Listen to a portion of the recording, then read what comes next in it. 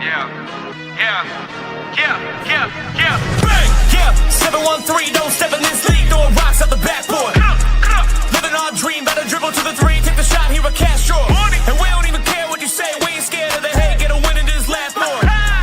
Stand in the paint, better clear out the way, hit the court with the black force energy. Every single week on a killing spree, you kidding me? You talk about winning with the epitome, you better be talking with peace, and we locking the key on them. Know that it's rocking with Ryan and Dante, the drip guy, we beyond the gossip, the topics we talk on a pop, and we conquering the obstacles that we cross as a team. Shot from the seats, we the Rockets like Elon. It's the H-Town Rundown. Let's get started right now.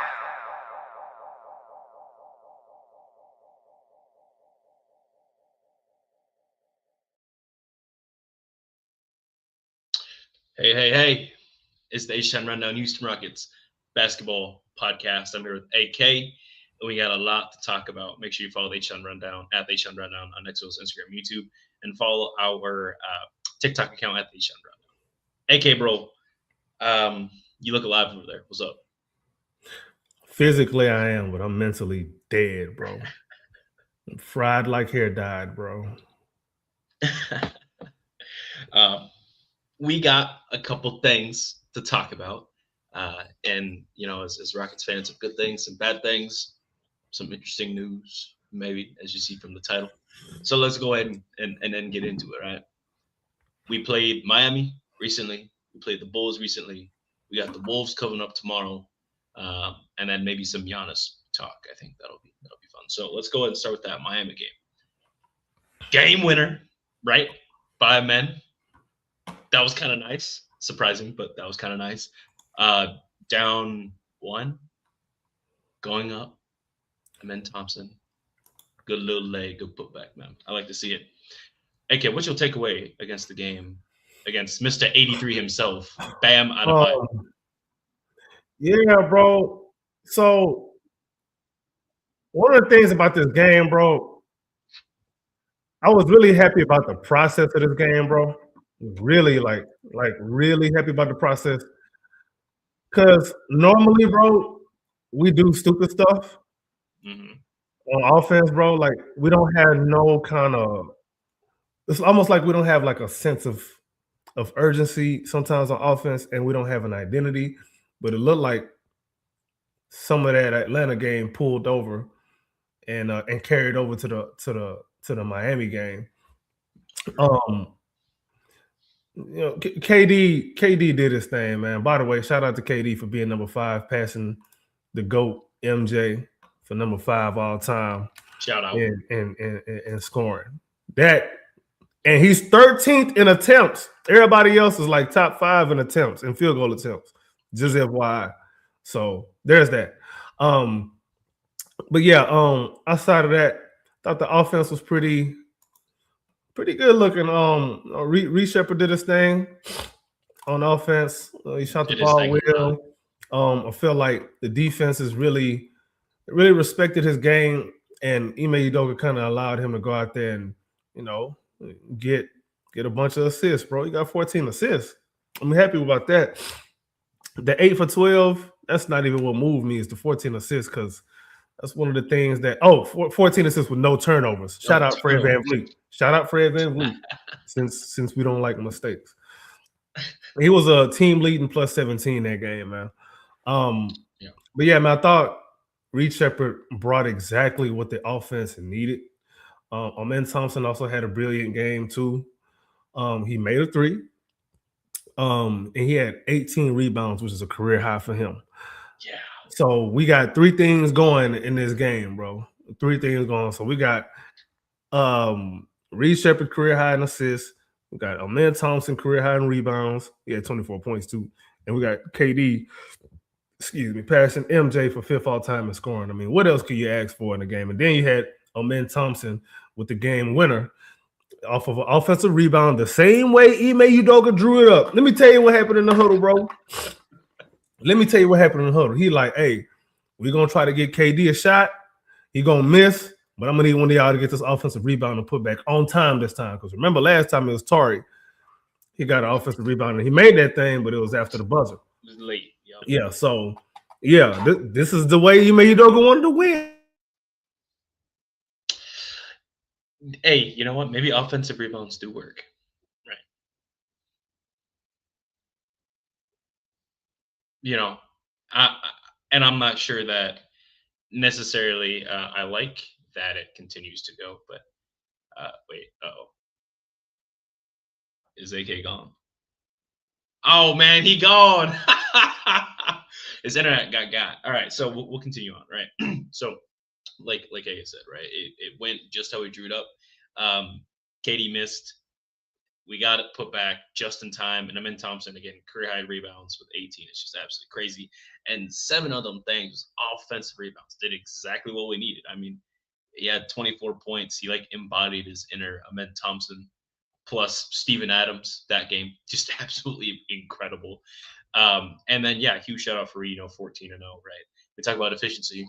There's our efficiency right there. Another thing too is like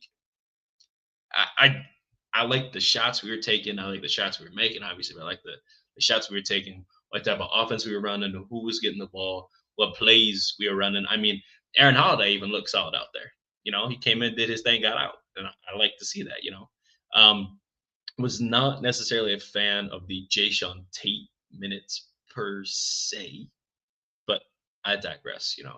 I didn't see as much Josh Kogi as I would have liked to see in this game too, because his defense is just we need it at times. But of course, the guys were able to stick it out. They did the thing, and everybody was in double figures, or at least the starting five was all in double figures. On top of that, despite a not so great shooting game from Jabari, he still was able to get a couple rebounds, and he also had 4 assists, which led all forwards in assists, which is really nice. And he also had 2 pretty good blocks. So overall, solid game. And I'm not even worried about the plus minus. Honestly, that's a thick ass stat anyway. But overall, not a terrible game from everybody. I like to see a lot of good things. And then last but not least on this too, we made quite a lot of free throws, right? What I liked the most was that Amen made all 3 of his free throws on top of having a career night. And then our bench kind of did our thing too, right? Tari was okay. If you look at the shooting percentage, not phenomenal, but we're not going to talk about just that, right? There's other things to talk about, like his rebounds and making his free throws. So that's what we got for that. DFS 2 was essentially non-existent in this game, unfortunately. Unsure as to why he's having so much trouble getting in his groove here. I feel like the shots he's getting are open. I feel like he's getting solid enough opportunity to showcase his skills. But he came in and had a donut in the scoring call, or in not scoring call, but for shots made, and he went 1 or 2 on the free throws. Right, he did have 3 assists, which is good. That's a veteran thing to do. That's what I like to see. But I mean, I would have probably preferred maybe Josh Okogie in those minutes instead of DFS or. I mean, Jeff Green might have been able to go out there and do the same thing. Maybe he would have got you a 3, right? So, but we move on. We absolutely move on from there. Next game, we played Chicago, and hopefully, pending AK's return here soon, he'll be able to have this conversation as well. Oh, is that him? See, Hey. I start talking about Udoka, what he be doing, and that's what happens, bro. You see, you can't. He was even giving him props. You was giving him props. You can't tell me this ain't a conspiracy, bro. You can't tell me it ain't a conspiracy, bro. Don't make no damn sense. Anyway, what's the last thing you heard, bro? I continued on from Tara Eason not making in time that shot, and then Amen Thompson having a career night and such. Oh yeah. Long story short, Rockets won the way Udoka wanted us to win, bro. Yep. He drew just the way he drew it up. He drew it up exactly the way that you saw it happen. Offensive rebound included. Yes, indeed. Yep. That's how that worked, bro. Anything else? See, the thing about that game that really made me happy though is the guys that really showed up that game was the guys you need to show up for the team in the future, bro. It was Amen Thompson, it was Reed Shepard, Alperen Sengun had a solid game against Bam, even though Bam was having a game, low-key. Bam out there looking like Wilt. But he didn't score 83 against us, so I'm not worried. Nah, just 32 and 21, bro. That's all he did. Ain't nothing much. Just some light work for him, bro. It's not 83. Yeah. Jabari didn't have the best shooting game, but boy, he was trying his best on Bam. Bam was his own one. He was trying his best on Bam. He tried. Hey, he blocked Bam on one play. Yeah, he did. You know, he also he had a sequence where he hit a big three off a step back, and then he hit another one off a fast break, and the vibes was vibing. Body language was speaking. You know what I'm saying, over there on the bench, and then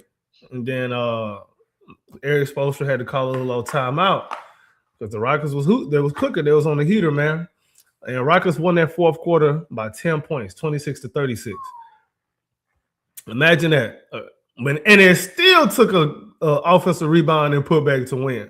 But hey, get that dub. I would have been happy with the win or a dub either way, because I saw some progress. I saw things that I needed to see that look scalable to me. So not really tripping too bad about it. Yeah, we gave up 122, but we put up 123. It has been a while since we've been able to score like this. Defense in the long run is not going to be a problem in the long run.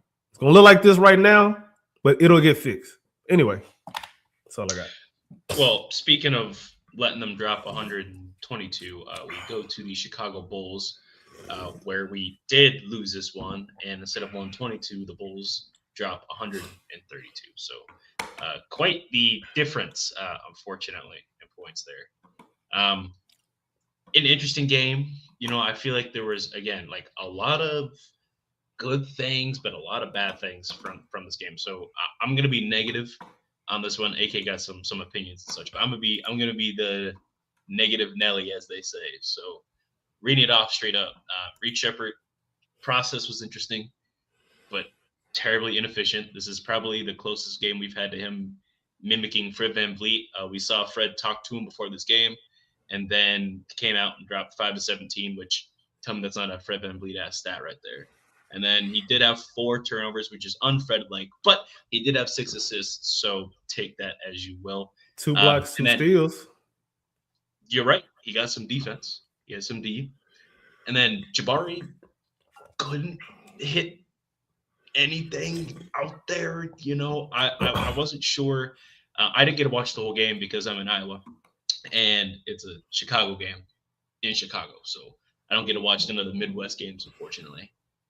I know I got nerfed, so I did not see every single shot Jabari took against Chicago. However, looking at what I did see, not just kind of ease what it is, I suppose. Again, we lost.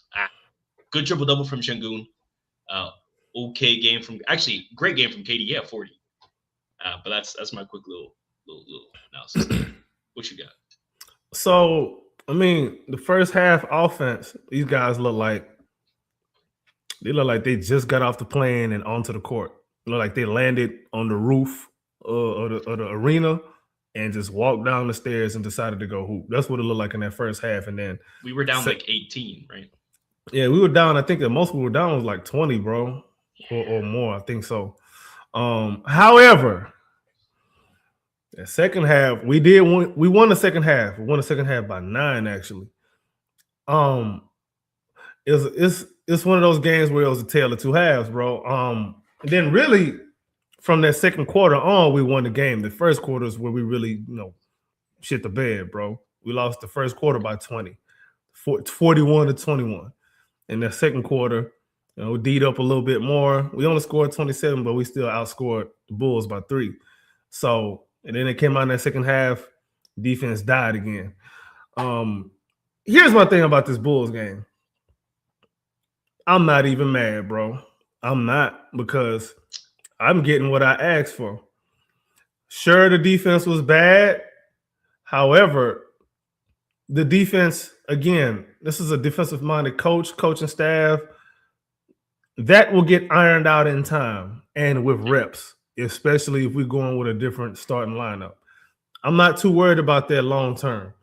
It ain't got to be elite top 5, but if we're putting up these kind of points, it just needs to be not serviceable, but it needs to be good. You got to have some schemes and some lineups that you can go to get stops down the stretch.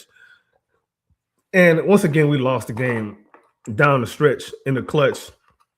But whatever.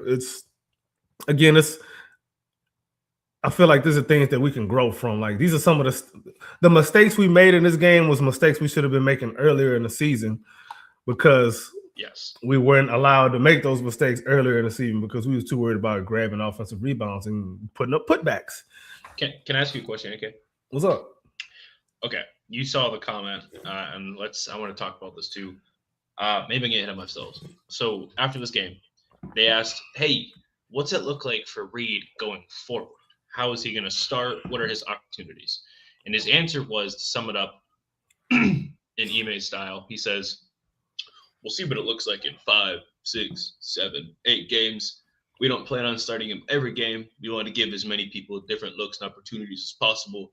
And then maybe he'll start a couple games in the playoffs." End quote. What are your thoughts on that? That's an Ime Udoka answer, bro. I don't even know how to. I don't even know how to interpret it, bro. I don't be knowing what he be meaning sometimes, bro. The thing is so they release the starting lineup for every game, right? Why try to play coy and say, we'll let you know, is kind of what that feels like. He just mad, bro. He just a little emotional right now. We lost another close game.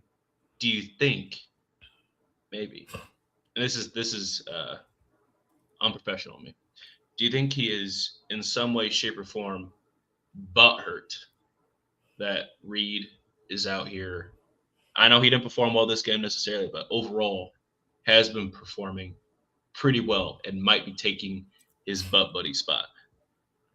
Nah, I don't think that's it because he knows no matter what, his butt buddy gonna get his spot back. Yeah. It doesn't matter, bro. I've told y'all this, bro. Like, Reed could average 50 a game. Fred gonna start. Yep. Because he can box. And no, he can't really box. I seen how he throws some punches. You better be careful. You come around the wrong guy in Houston, you're gonna get stole off on, boy. Keep your hands up. It's not like you tell either. He regular sized, man. So it's not like he got nothing going for him. He just regular. He's not that quick. You see his little legs running out there, you know. Man. But anyway, but no, I think he made. I don't even know what to be taken from his press conferences no more, man. Like I'm starting to not even watch him no more because I don't really learn nothing from his press conferences. He be out there just saying whatever. I don't know, bro. And then whatever he's saying don't be matching what you really be trying to see on the floor. So I don't know, bro. It's almost useless. I don't want to say it's useless, but it's almost useless to listen to anything that he's saying, bro. For what? Ever since Adams went out, that is 100% true. It's like he mad that his plan don't work no more. His ego gets to him, you know. He's like, I gotta change it up. And all the fans are seeing that their way is correct because they've been asking for Reed to start, and the process looks really good when you run plays for a competent point guard. Anyway, I'll tell you what I think it is. I think it's really the people on his staff. Somebody probably gave him a few good ideas, and it's just taking him a while for him to get there. And then he knows, damn, I followed this and it worked. Damn, are they gonna stop listening to me and start listening to my assistant over me? That kind of stuff happens, bro. Just FYI. I'm not saying it is happening. I'm just saying keep an open mind. Yeah. Next couple of weeks, you're gonna hear some reports about it coming out. And I'm gonna just be like, all right, what else from this game before I know people want to bag on Tari, bro. Leave Tari alone, please. Thank you. Tari has been better than this throughout his career, bro. All right. He's just having a rough go of it as of late. That doesn't give you a license to all of a sudden throw him in the trash because of an extended slump. Do you throw away good players when they have a down season? If you do, if that's how you operate, go play NBA 2K because that's for you, not real life basketball. You're right. You're absolutely right. There was some tweets I actually want to highlight after the game yesterday because it's kind of interesting how this fan base works. Is one is from J-Dub is him. He says, I don't enjoy this Tari Eason back and forth all over my timeline. We don't always have to scapegoat or whooping. We don't always have to have a scapegoat or whooping stick. It's really bad habit we have as a fan base. Yep. Who else been saying that? Now we are fighting a pointless internal war. It's just He's right. That's what we do. All right. There's another one from Chris White, aka Firebear. So he said Rockets gave up 132 points against the Bulls, and I am seeing Rockets Twitter complain about role player scoring. What are we doing here? They defensively gave up 132 points to the Bulls. The story of this game is not offense. If that is what you are talking about, reevaluate. I 132% agree. A reply under that from Ivan Law, aka iLaw44. He says, no, they know how bad the defense was, but so many people in Rockets Twitter have attached themselves to specific players. It's not that bad defense they're reluctant to comment about. It's the players responsible for said defense that they're avoiding mentioning. Oh my God. When I just heard a bunch of bars back to back to back. Man, if you feel what I'm saying. It went over your head, didn't it? Not what? It went right over your head, didn't it? He's got a good point. Yeah, man. I mean, Chris White's got a really good point. Hell yeah, about, like defensive. Yeah, it's a defensive problem, and then we worried about role players, bro. Under normal circumstances, if the defense was just average, we win this game probably by double figures. Yeah, you worried about some role player scoring? That's the reason why we lost. How about address the elephants in the room? Yeah, the defense was really what the problem was. That reason why we lost, but really, the problem was, they didn't really have enough. They're not getting enough reps defensively with these units to give them a fair chance to understand how to, guard with each other on the floor. And that on top of Chicago was the shooting lights out, bro. I ain't gonna lie. They was making some shots where I was like, bro, you just gotta shake their hand and keep it pushing. Bro, Colin Sexton, 20 first quarter points off the bench. That's crazy, bro. Like, and then he scored only 5 more after that. He was on an absolute heater. This dude getting, passed around constantly around the league. And no matter where he goes, he is scored, bro. I respect his journey. I really do. Dog, they shot 50% from 3. They made 19 threes. You're not going to beat many people. They hit 19 threes, bro. You just not. We took 41 again, which is why I'm not even tripping on. You see, I'm not really mad about that game, bro. Like, we're taking steps in the areas where we have been very weak at. I can live with that because I know I can trust Udoka when it comes to defense. He's gonna find something to work on that end. I'm not really tripping about that long term. So yeah, man, the game didn't really get under my skin. Like I said, I see a lot of stuff from that game that we could take and build upon. And think about it, bro. Reed Sheppard was 5 of 17. He gonna be better from that. Jabari is having the greatest month of his life. He shot 2 for 10. All right, that's probably not gonna happen again. Too, let me continue. My bad. I'm interrupting. Yeah, no, you good. Right, Tari Eason too. He was having literally the greatest shooting season ever, shooting 54% to begin the year. Right, that was not sustainable. Right, law of averages. He's gonna crash down. The higher your high is, the lower your low is, right? It's peaks and valleys constantly, especially with shooters, right? And it's not that Tari's been inconsistent from 3. He's been overall improving from 3 for his career.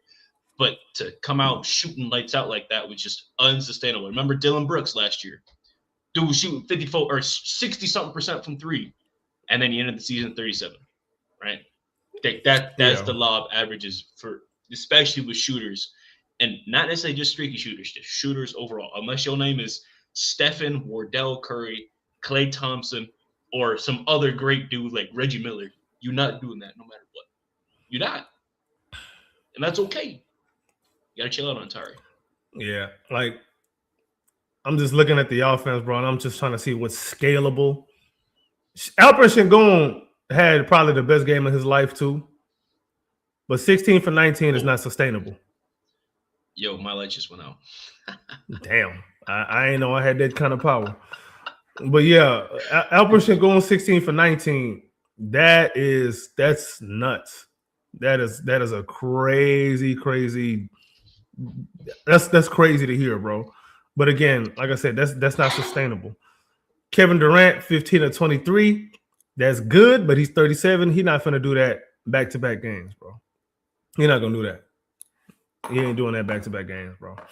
No, and I mean, I think this is a Rockets career high for him, right? KD. 40 piece. Yeah. I don't know why I thought he scored another 40 piece earlier this season, bro. But I guess maybe. I think it was. I know he had 37 and 39. So I know it's a 1 point difference, whatever. Yeah. But a 40 ball, that's what they see in the record books. The thing that stands out to me more than anything else is the minutes distribution, bro. Like, we play, okay. Whenever you play a total of 11 guys, there shouldn't be 5 guys above 34 minutes and one that played 40 minutes, bro. The minutes distribution. And then, like, I want y'all to think about this, bro. Like, we talk about how the Rockets falter in the clutch, they make stupid mistakes, and defense bad, turn the ball over. A lot of that is fatigue. A lot of it is fatigue. Why are we fatigued? We're fatigued because we're playing too many minutes, bro. Like, these guys are playing way too many minutes. Like, Udoka's adjustments are just playing certain guys more minutes. It's not, a lot of his adjustments are not tactical. That's why the Rockets play style is not scalable overall. I agree. Tactics and systems can scale. Like, you just throw an extra guy out there, a different guy out there, there's something called a point of diminishing returns, bro. After a certain minutes threshold or a certain energy distribution threshold, guys gonna start, teetering off, bro. That's what happens in the club. That's some of what I see. At least to me, that's kind of the way that I see it, bro. Maybe I'm tripping. Maybe I'm wrong. I don't think so. But again, like I said, this game didn't bother me that much. We scored a lot. We just didn't defend, which is something that we're better at than what we just showed. Yeah, we have been all season, right? Very few times are we getting outscored by double digits, but also in the 130s, right? That's crazy. Maybe for any team, that's crazy. Like, it just don't happen very often. We're not like Charlotte or something like that where we can't defend for our lives, respectfully. This is a good defensive team. Like you said, it's Ime Udoka. The one thing I'm not worried about is defense. That is the one thing I'm not worried about. Out of everything we have going for us, I'm not worried about rebounding or defense. And I mean, a lot of, other than that, Şengün triple-double too. Like, this was a solid he had a triple-double, yeah. First of the season somehow. Excuse me? I believe that's the first one of the season, if I'm not mistaken. Wow. If I'm not mistaken. I might be wrong. I know he's come close a lot. I don't remember him getting it before this game. Wow. I might be wrong, but I doubt it. Yikes. Okay. Yeah, and then there's a lot of people that was getting on his defense, him and Reece Shepherd. Yeah, it's a problem, but at the same time, like I said, man, they should have been getting these reps with each other a lot earlier in the season, and we wouldn't be seeing a lot of the stuff that we're seeing now because they would kind of understand how to play off each other on that end. Imagine if we would have struggled the first 20 games of the year trying to fit Reed into the starting 5, right? Instead of starting Adams and other Aaron Holiday, anything else, you know what I mean? Like if we would have started Reed, this was the starting 5, first 20 games of the year. Can you imagine where we would be right now? Defense would have been much better right now, right? They would have had chances, multiple chances and opportunities to have the understanding of where I need to be on my defensive rotations with this player, with that player, with this player. Our offensive sets would be looking better, getting certain type of shots up at certain times would look better. The offense would have flowed a lot better. I mean, I'm not gonna lie, Reed probably averaging 5 assists right now if he's starting. Minimum. Only? I digress. Minimum. I mean, Ahmed right now doing 5, right? So, but yeah, I wanna touch on a man real quick. dude. It's kind of good and bad. So his numbers are better this season, month by month. It looks like he's getting better and better. His numbers are getting better and better. Okay, cool. Here's the thing, and I think I've said this. I don't know if I've said this on camera or just on Twitter. So he gets spoon-fed a lot of his shots and a lot of his opportunities. It's not like he's out there and he's just getting his offense out the mud and forcing the defense to shift at his will. That's not happening. That's why you don't see him exploding and going for no 40 pieces.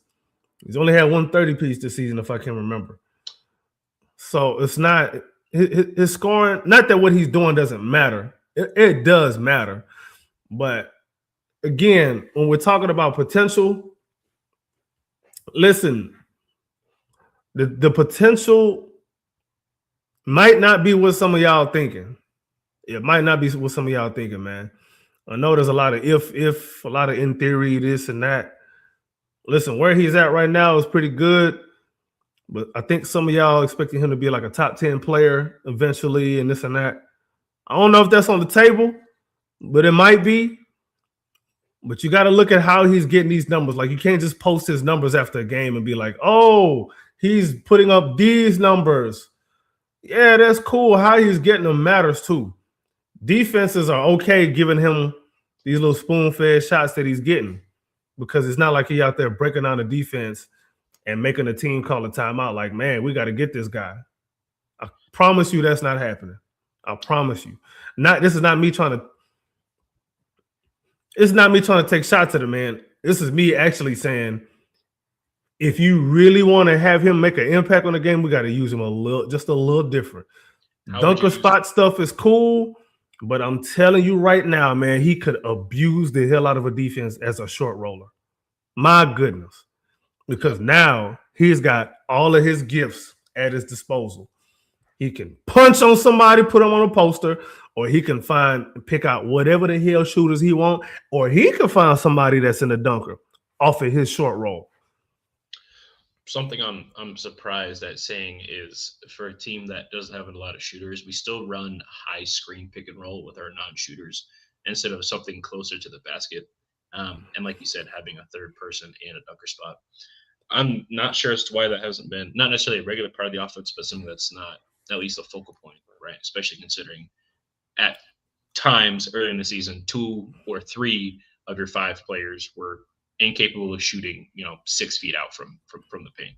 I feel like that would have been a lot more effective. But I'm gonna ask you a question. Yep. Who you trust to run that high screen and roll? Who you running it with? If I'm running high screen and roll, I mean, Reed and KD honestly is kind of nice. That's who I would prefer. But I like it. I really do. If I'm gonna run a high screen and roll, I'm gonna run it with Reed and Capella. Oh, I'm thinking high screen and pop.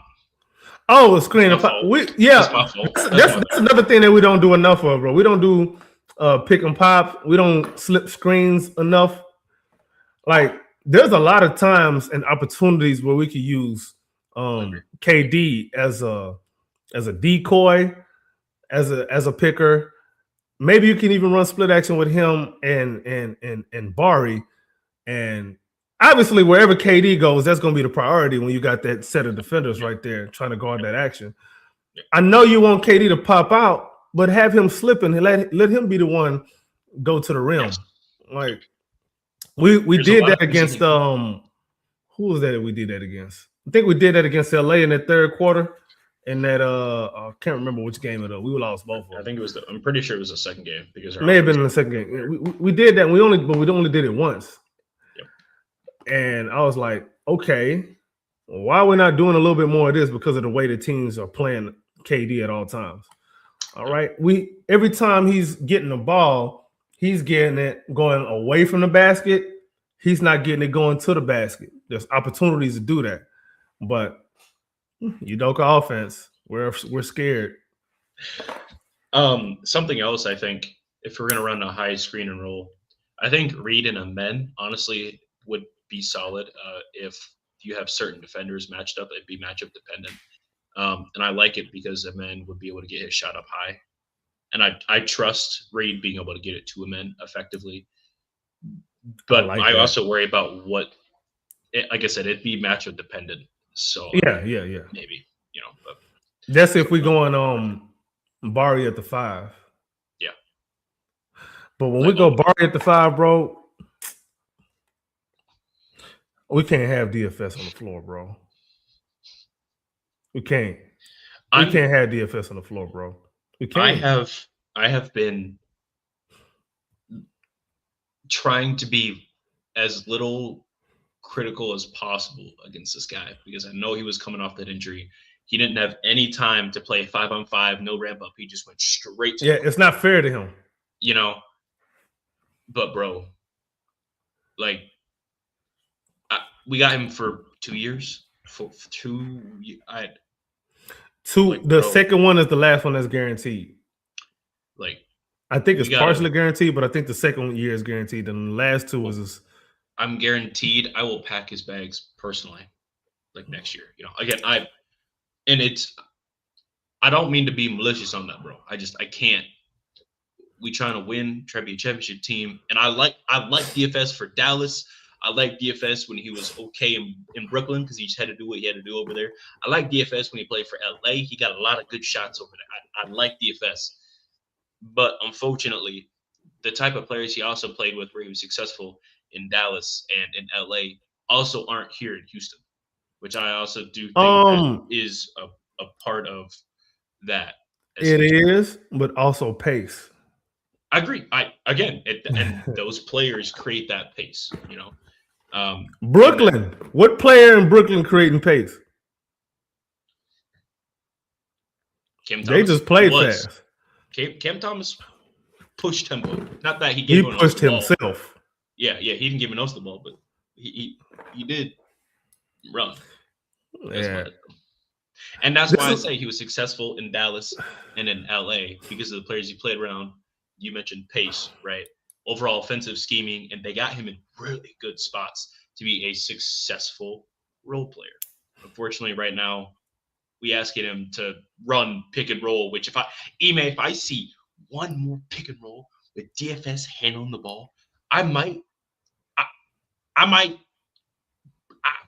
even know, bro. I don't even know. I never need to see that shit again, ever. If I see that play in the playoffs, anyway. Funny enough, he only played 8 minutes last game.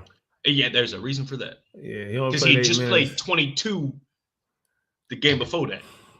Yeah, Tate played 3. Tari only played 14. Capella only played 4. Holiday played 21.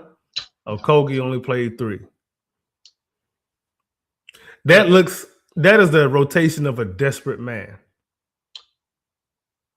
Why is Josh not getting minutes anymore? I thought he was solid. He was starting. I liked him starting. I don't want him to start. But when he had to start, he looked okay. When he was playing 20 minutes off the bench, he looked okay. Why ain't he starting? Or not why he's not. Why not get more minutes? Where'd the opportunity go? I feel like he did well. I'd also ask for more minutes from Aaron Holiday, too. If Reed's not playing, Aaron Holiday probably needs to be Reed playing or not.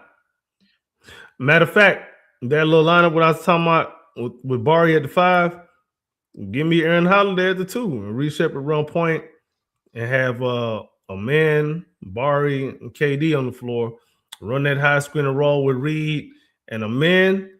I'm talking about high screen and roll with Reed and a man now. All right. You got poison to pick. You gonna die one way or the other. Which way you want it? Fast or slow? If we're worrying about just offense, yes. I'm not worried about that too much defensively. Too much, bro. I'm not. You know why? You only got one quote unquote negative defender in that lineup. Aaron Holiday is not a plus defender. He ain't a negative. I think he tries really hard. I really do when he is locked in. I'm not going to say he's a solid defender. He is a solid defender, bro. I can't do it. I can't say that on live. Where did he touch you, bro? Bro, watch this dude play, bro. You can't, in my opinion, just me, you can't run 2 6-foot guards and expect it to work defensively. I can't name one time that worked. I mean, one of the big reasons. I'm not saying we got to run it a lot. I'm just saying situationally. And that's offensively. There need to be a tool in your bag. I could see matchup dependent, maybe. Okay. See, we don't have enough tool in our bags. We're too predictable with our rotations. We're too predictable with the offense. Hell, we predictable with the defense. This is why when teams adjust, we look so bad, bro. This is why we don't have enough tools in the bag. We finna use a sledgehammer for everything, bro. To change a tire, we finna use a sledgehammer to paint the house. We're using a sledgehammer for everything, bro.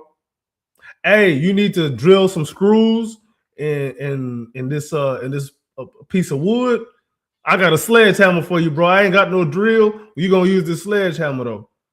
Sometimes it works. That's the problem. Sometime. That's the fucking problem. It's because look, it just worked against Miami. When you only use one tool, bro, and it works that one time out of 10, you only gonna focus on that one time. The other 9 is just to hell. Yeah. Tell me I'm lying. And then it's funny because they adjust, right? And then they don't have to make any more adjustments, and the game is smooth sailing for them. Ime over here like, man, why is this thing not working? It worked earlier 2 plays ago. Sledgehammers are not for screws, bro. Use a screwdriver, not a sledgehammer. You don't know what that is. You don't know what that is, bro. All he thinks is sledgehammer, bro. No screwdriver, bro. He's seeing no nail gun.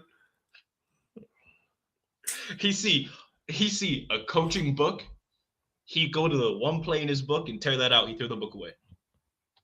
This works for me. Back in my day, this worked for me, and it's gonna work for you every time. We run this. You ever been to football practice and the coach will tell you, if you everybody do that job, this should work. It should be a touchdown every play. How long, coach? Is the other team lined up to lose? Because I think they're trying to make a play too, bro. That's not how this works. Sometimes it's not gonna happen. But coach knows better. All right, coach. Keep knowing better. And then you step out of line, and then your civilian-sized point guard gonna come talk to you and tell you why you broke. Anyway, bro. Speaking of wrong, Giannis Antetokounmpo. There are big rumors, not just grains in the sand no more. No. There are now officially big rumors that in the offseason, because we know this season, per Ime Udoka and Rafael Stone, before the All-Star break, have essentially said we're punting this season because our 5'8" point guard is hurt, right? They did say that in an interview. They're going to go after Giannis Antetokounmpo, possibly, in the offseason, okay? I feel 2 ways about this. I'm going to give you one right now. Woo! Woo! That's my first feeling, all right? That's my first initial feeling. AK, why are you smiling over there, buddy? I tried to tell him. I've been trying to tell him. They mobbed me in the summer, bro, when I brought this up. They didn't believe me, bro. They said I was being a bad fan. They said I'm a JG stan. I'm like, okay, you keep on. We're going to revisit this. Here we are. Strong rumors. Houston wants Giannis. The connection with Hakeem. He is a Udoka guy because Udoka likes guys like that. Yep. You know what I'm saying? This is what he wants, bro. And you know what? I don't think necessarily that people don't want Giannis. I think they're afraid of who may have to go. And I told everyone, once you open Pandora's box, it's not closing. I told everyone once it starts, it's going to keep going. Who you may like, another person, next person to go, gonna be somebody everybody like. I tried to tell y'all. You called me names. You said I was stupid. All that. All right, we about to find out who's stupid. I was told that this wouldn't happen. Matter of fact, I was told directly that this wouldn't happen. Let this happen, bro. The app finna break. We actually had a huge fun discourse with shout out Chris Gorman, right? Clip Gorman. We had Gorman on here. I think we had Slaughter on here. We had Aaron as well on here. We discussed this very topic that, hey, if we're going to go after KD, Giannis has already worked out with Hakeem. That was obvious. And to me, if anyone was paying into my Instagram socials back then, I was posting all over that Giannis was a Rocket. The second I saw Giannis working out with Olajuwon, I was ready. And then we went and got KD, and then my dream and soul got crushed. But the plan, correct me if I'm wrong, has seemed like it's always been getting Giannis to Houston at all costs. Kevin Durant had the connection and was more available first. Giannis had worked out with our legend for 2 straight seasons. And you're telling me not once you work out with Hakeem Olajuwon, in my opinion, the second greatest big man of all time. And he's not saying, hey, man, why don't you come to Houston? And Giannis don't sit there and say, you know what? Taxes are not bad out there. Y'all ain't got income tax the roads ain't icing down here, bro. And if they do, we shut the city down. And I think he'd like that. I think he's interested, in fact. But you know what? I'm not gonna get on my high horse here, but here's my second feeling, right? Is kind of what you alluded to, is who's gonna have to go to get and make this work, right? And it kind of seems like, correct me if I'm wrong, it kind of seems like we make this move that has been written in stone for 2 years, very clearly. Pun intended. We're making the same mistake that the Kings made on a bigger scale when they went after and traded away their young guys and got Domantas Sabonis and kept De'Aaron Fox and then gave away De'Aaron Fox for a bag of chips. And now they're stuck with Zach LaVine, DeMar DeRozan, Domantas Sabonis. And they're screwed. And Russell Westbrook. And Malik Monk. So, like, they got rid of Davion Mitchell too, by the way. And that was one of the who's playing well in Miami. Mm-hmm. If the point is just to be relevant and to have fun for the vibes, okay, it'll work. It'll get you some ticket sales. It's all about the bread at the end of the day. At the end, like, championship gonna win them the most money, sure, but if they can get X amount of money, X amount of dollars, X amount of clicks and views from Giannis being here in Houston and ticket sales, that's all that matters at the end of the day for them, anyway. So we're gonna be making the same mistake, and I know people not. I already feel it. I know people don't like me saying that, but you cannot trade for an aging star that is injury prone. Which, thank goodness, he's been cool this season. But then you trading for a guy who's not even playing right now, who's also injury prone, and for the last 3 seasons has been off and on injury prone. He don't want to be there. What the hell? He don't want to be there. He don't want to be there, bro. He don't. He don't want to be there. You're right. He'd normally play through a lot of this stuff. I agree. He don't want to be there. I agree. So he don't want to risk further injury, knowing you probably finna swallow another L anyway. So y'all gonna lose on your own. Y'all don't need me for that. Since his championship run, Giannis has not played more than 65 games in a single season. That, I'm not saying that's the end of the world, right? Because some of that is other things and other circumstances too. But you need a guy that's going to be, I don't want to say like not consistent, because he is. I mean, he averaged 30 and 10 every season, for the last 5 seasons, And I'm sitting here talking like I don't want him because I very clearly do want Giannis on this team. But what the hell is the space going to look like? Who's got to go? And what the hell does space look like? Because I know one guy that's got to go, and the fan base not going to like me. They'll probably come knock on my door personally. But then the spacing is the same issue that it was before. That does not change. You know what I mean? So I don't really care about none of that, bro, because almost like I said before, bro, we didn't trade for KD to just sit there and just be happy that we just traded for KD. I agree. The whole point of COB, championship or bust, was the KD era. We didn't just trade for a 37-year-old Kevin Durant who still is hooping to waste his twilight of his career.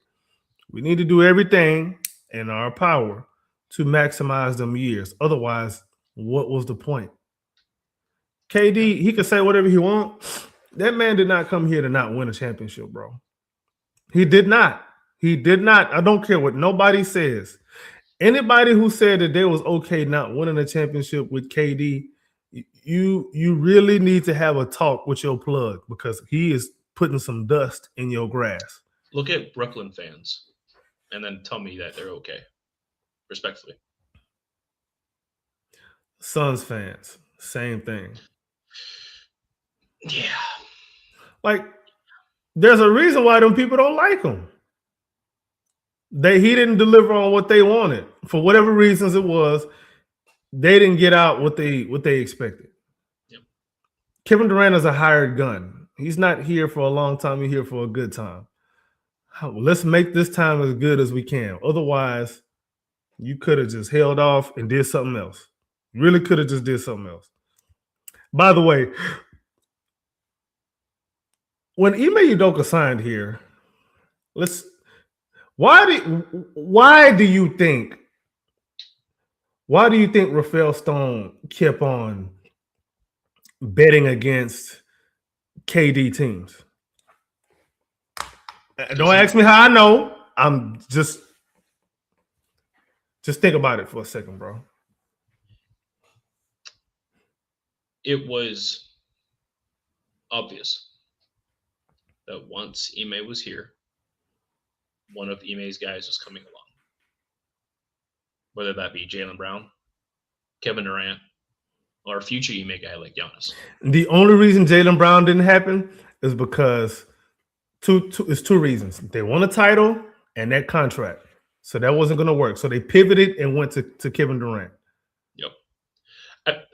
People, for some reason, I just had a conversation yesterday. Because the Jaylen Brown thing was real as hell. Let me tell you.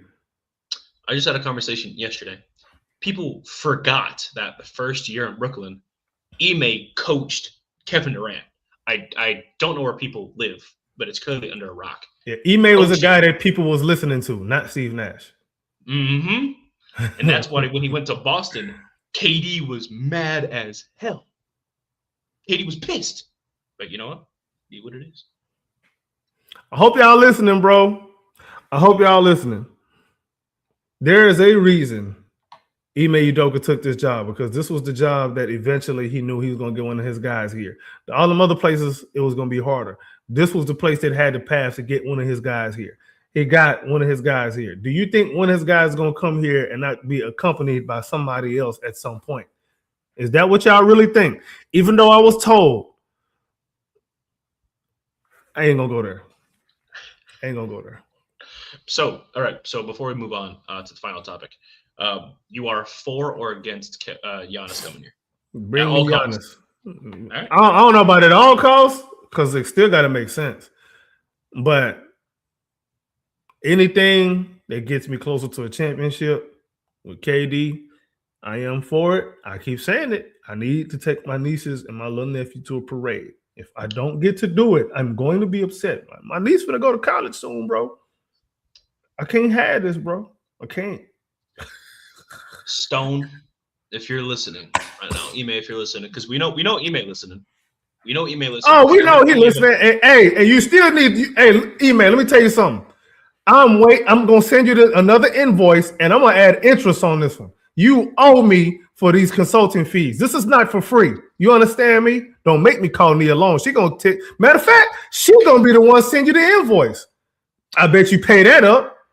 Every time we have a pod, complain about the offense, say what needs to be said. What happens the next game? Quite literally, whatever. Anyway, I digress. If y'all don't believe it, go ahead and watch literally. Go watch the old stuff and then watch the following game and see if we literally lying. anything. Literally everything. Literally. Anyway, Ime, Stone, we win a championship this year, next year, preferably this year. 2 years. You got a 2-year window. I will make everything happen, and I will move to Houston. I will move to Houston. We win championship next 2 years. I will move to Houston. I will leave. I'll drop everything. I'll work as a busboy. Wait, you gonna get a visa? They're gonna give you a visa, bro? I'll sneak in. Don't worry. They're gonna deport your ass. I look the part. I'll just go bald. They won't ask me questions. You from Iowa? We don't do Iowans over here. We're gonna call ICE. Shit, they don't know me. All right. Wait, hang on. Hey, if y'all are watching, chill out.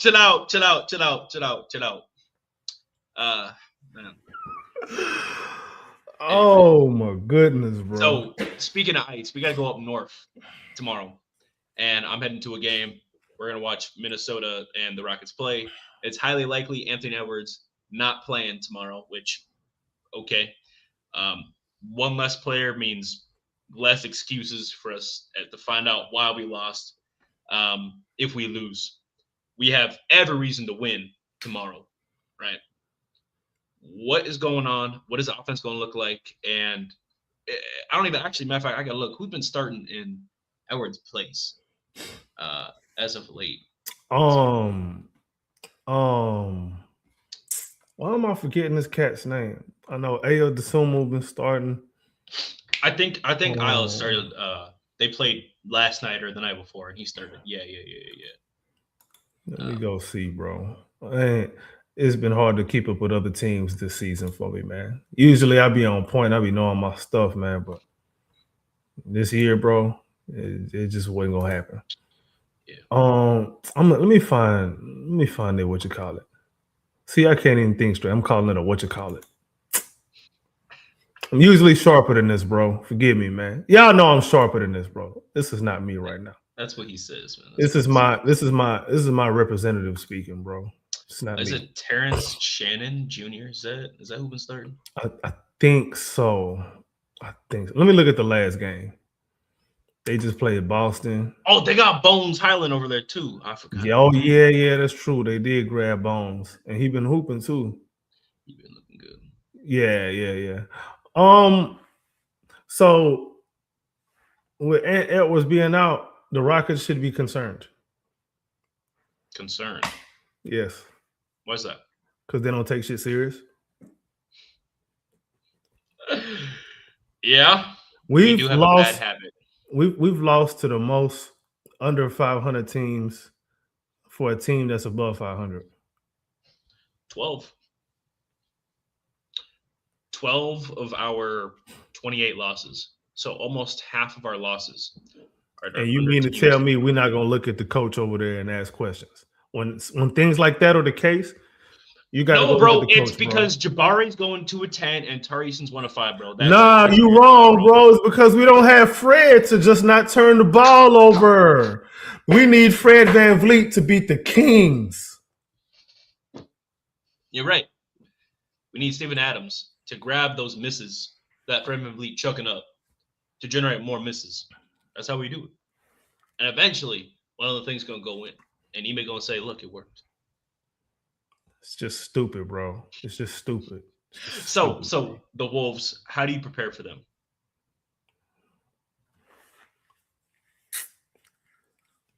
I'm not even sure, bro, because like I said, man, I haven't been really locked in on a lot of teams, man. But if Ant not playing, man, now you really can't target nobody on offense because DeSumo can guard, DiVincenzo can guard. And they got, Şengün be dealing with Gobert, so I ain't too much worried. Jaden McDaniels is really underrated player overall. Both ends. He's a two-way player. okay, And Jules Randle gives us problems. Oh, I was just going to go to that. How are we working? Because we know Randle is going to be the number one option going into this game, of course. So obviously we want to make sure we stay man. But what is your defensive adjustments to Julius Randle? hey, Jabari, your ass better have a damn big ass steak for breakfast, but you're gonna need all the protein you need. Because Julius Randle that is a man. Julius Randle is built like Jabari's daddy used to be built.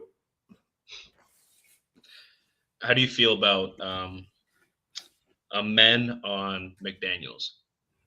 What's that supposed to do?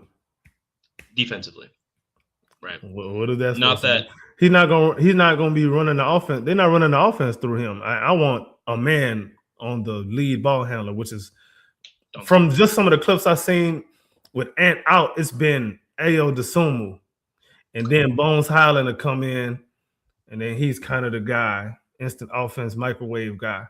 So I want a man on Ayo. Are you asking for more of a defensive or an offensive game from Amen Thompson tomorrow? Is he supposed to take one side of the court off? Not necessarily. Just what is your expectation for him, I guess, for tomorrow's game, right? So obviously you want him guarding lead ball handling. I don't expect a lot from him offensively because he got kryptonite in the paint. Yeah. So yeah. It's not going to be man. What unless we do what we talked about earlier. Now, if you have a man doing a high screen and roll with Reed Shepherd, now you forcing Gobert to move his feet, and you forcing the Timberwolves to play team defense, and you forcing them to make some difficult decisions. If they want to put Gobert on a man, if it's me coaching, you know what I'm gonna do. I'm finna DHO his ass to death, or we finna high screen and roll his ass to death. I'm gonna look over there like at Coach Finch, like, hey, how long are you gonna keep him out here? Because he's not gonna make it. Do you expect to see 5-out lineup? No. Would you want to see the 5-out lineup against this team? Yes. I mean, we kind of don't have a choice, but this is Udoka we talking about, and I don't know, bro. I know whatever he does, it's not gonna work. Yeah. You don't have hope, bro? You think we're gonna lose this game tomorrow? If you told me, hey, you're a betting man. You gotta bet your house. Have to. I just couldn't. I couldn't, bro. I don't trust this team, bro. Like, there's a chance we still don't win 50 games, bro. I don't trust this team. How many games we got left? I should probably pull it up. I'm a bad host. My bad. Nah, you good, man. I think we got 43 and 28. We are, what the hell are we, man? We 43 and 28. Yeah. Yikes. Yeah, dog. So we got, what is that? What's the math on that? 9 games? Is it 11 games? 82, right? Bruh, this mental math right now is about to kill me because my brain cells are on vacation. Let's just call it 10, right? Hold on. We're gonna carry that one. We're gonna carry that one. 71. We got 11 games left. Yeah, we got 11 games left. Out of them 11, are we gonna win 7, bro? We have to win 7 games out of the next 11. See, I'm not even concerned with reaching the previous point of last season where we won 52 games. I don't even care about that, bro. Give me 50 wins because you can. It's gonna be hard. So I'm just worried about the offseason decision making, bro. Because think about it, bro. Like, if we don't win 50 games, we're probably gonna make worse decisions than we're already gonna make, bro. Everybody gone besides Fred. Because we Everybody. didn't reach that 50-game benchmark, bro. Like They gonna build around Fred so fast, bro. running back say he didn't like the KD trade. Yeah. You gotta. I liked it. You gotta respect it, man. Listen, when somebody like KD comes on the market, bro, you gotta see what it do. You just gotta see if Giannis is available. You just gotta see what it do, bro. You just have to. Yeah. You gotta do your due diligence. And if they present something that you like, hey man, you got to reach out and grab that, bro. You just got to do it. You just got to do it. So there's also a chance, right? Looking at the makeup right now of the conference, and I'll share screen this so you can see exactly what I'm talking about. There's a chance that the Rockets actually fall to the play-in. There is a chance. I don't think it's gonna be. I'm not saying we're going to, but it's 3 games. It all depends on how hot Phoenix gets for their next 10 games, because they only got to play 10 mil. We got 11. How hot can they get for 10 games? They have to win 3 more than us. Is that gonna happen? I don't see it. We cannot concern ourselves with anyone outside of Houston right now. We can't afford to, bro. We got too much to deal with inside the house to worry about our neighbors, bro. The neighbor's grass ain't cut. Listen, bro, we got tumbleweed in our backyard, bro. AK, this is a scenario I've played in my head. We fall to the play-in, right? Stop. But go ahead. And we have to face the Golden State Warriors in the play-in. Do you trust our team to win 1 game to advance to the playoffs?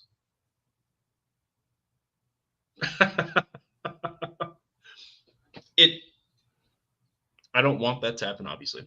Very obviously. Bro. But it's not impossible. And that's what I hate. I really do hate that. It's not impossible. Think the crash out last year was bad? You know how they got Down Detector? You know the Down Detector website?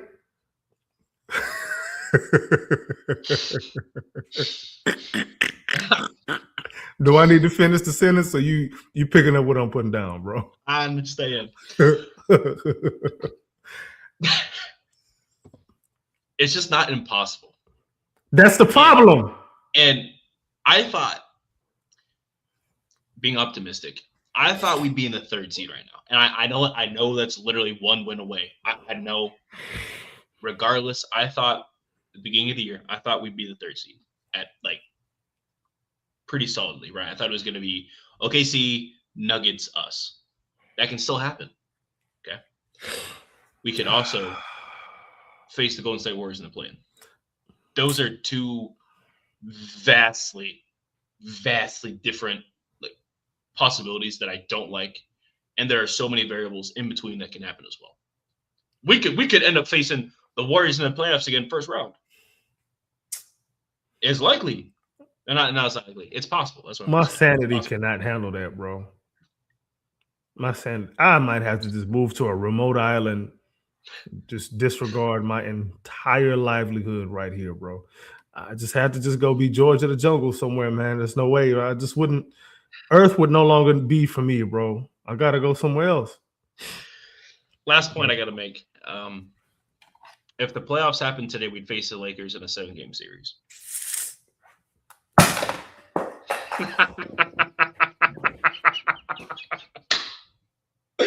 And just like that, ladies and gentlemen, his mic is off. Oh, there it is. He's back. Oh my goodness. Yeah. You appear to have some sort of feeling about that. Would you like to? The problem that I'm having is I'm not even confident against anyone we'd play in a 7-game series. Not any team. So out of the 10 you've got up here, not a single team. Top 10. Phoenix probably the only one, and that is playing with fire because, listen, the type of crash out that can happen if the Suns beat us. Oh, Another possibility is the Rockets fall to the play-in, and we face Phoenix, and not even the playoffs, just the play-in. And Dylan Brooks will probably be back.